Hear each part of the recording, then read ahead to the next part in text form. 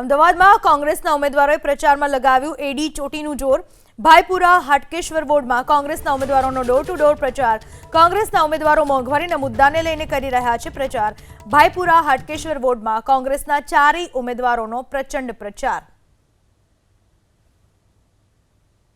સ્થાનિક સ્વરાજની ચૂંટણીને લઈને ભાઈપુરા હાટકેશ્વર વોર્ડ કે જે કોંગ્રેસના ઉમેદવારો છે કે જે મોંઘવારીના મુદ્દાઓને લઈને અત્યારે પ્રચંડ પ્રચાર છે તે કરી રહ્યા છે। આપની સાથે કોંગ્રેસના ઉમેદવારો છે, તેમની સાથે વાત કરીશું। ગૌરાંગ, ખાસ કરીને મોંઘવારીના મુદ્દાને લઈને આપ ડોર ટુ ડોર પ્રચાર કરી રહ્યા છો। જે રીતે પેટ્રોલ અને ગેસના ભાવ વધ્યા છે, જે રીતે સિંગતેલના ડબ્બાના ભાવ વધ્યા છે, જે રીતે વિસ્તારની અંદર નળ, ગટર અને રોડ જેવા પ્રાથમિક પ્રશ્નોમાં પણ ભારતીય જનતા પાર્ટીની જે આ શાસન છે તે ધ્વસ્ત થયું છે। જ્યારે અહીંયાથી 500 મીટર દૂર જે હાટકેશ્વર બ્રિજનું કૌભાંડ, જેને આ હાટકેશ્વર ભાઈપુરા વોર્ડ એ આખા ભારતમાં પ્રખ્યાત થયો, ત્યારે એ બ્રિજનું જે મોટું કૌભાંડ હતું જે કોંગ્રેસ પાર્ટીએ ઉજાગર કર્યું।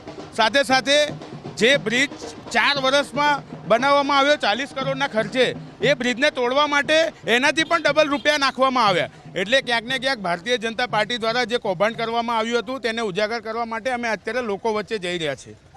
તિલકરામ, આપને શું લાગી રહ્યું છે? આપ જે મુદ્દાને લઈને લોકો સાથે અહીંયા આગળ પ્રચાર કરી રહ્યા છો, લોકો આ મુદ્દાને આધારિત મત આપશે કે કેમ?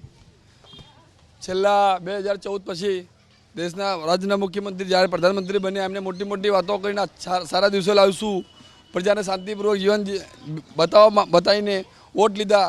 400 રૂપિયાનો ગેસનો બાટલો 1000 રૂપિયા પહોંચી ગયા છે, પેટ્રોલનો ભાવ વધી ગયો છે।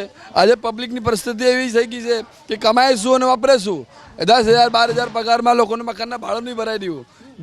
ગેસનો, તેલનો, અત્યારે બોટલનો જે અછત થઈ, જે પેટ્રોલની અછત થાય છે, આ બધું દેશના પ્રધાનમંત્રી ઉપર બળ આવે છે અને ભારતીય જનતા પાર્ટી કંઈક ને કંઈક જગ્યા નિષ્ફળ લાગતી નજર આવી રહી છે। અને આજે અમે જ્યારે છેલ્લા 11 દિવસથી ડોર ટુ ડોર કેમ્પેનિંગ કરી રહ્યા છે, લોકો ભારતીય જનતા પાર્ટી તરફ રોષ બતાવી રહ્યા છે અને લોકો ભારતીય જનતા પાર્ટીને નકારીને બેઠા છે।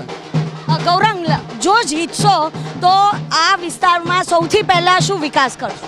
આ વિસ્તારની અંદર ઘણા બધા એવા વિસ્તારો છે ભાઈપુરા વોર્ડની અંદર કે જેમાં અડધો કલાક સુધી પાણી ખરાબ આવે છે। આજની જ વાત કરું તો આજે સવારથી અમારા ઉપર ફોન આવી રહ્યા છે કે આ વિસ્તારમાં પાણી નથી આવ્યું। એટલે પહેલે અમારો જે પ્રાથમિક જે લોકોને પાયાની જે સુવિધા આપવાનું છે, એમાં પાણીની સુવિધા જે જીવન જરૂરિયાત વસ્તુ છે તે આપવા માટે અમે સંપૂર્ણ પ્રયાસ કરીશું। કેટલાક વિસ્તારો એવા છે કે જેમાં આજે પણ બદતર પરિસ્થિતિ, શ્રીલંકા અને ભૂતાન કરતાં પણ ખરાબ પરિસ્થિતિ હોય તેવું અહીંયા નિર્માણ થયું છે, જ્યાં રોડ રસ્તા નથી, જ્યાં સ્ટ્રીટ લાઇટો નથી। અમારી પ્રાથમિક રહેશે કે અમે પહેલાં સૌપ્રથમ રોડ બનાવીશું, ત્યાં સ્ટ્રીટ લાઇટ નખાવીશું અને લોકોને સ્વચ્છ અને સારું પાણી અને સારું શિક્ષણ મળે તે માટે અમે કામ કરીશું।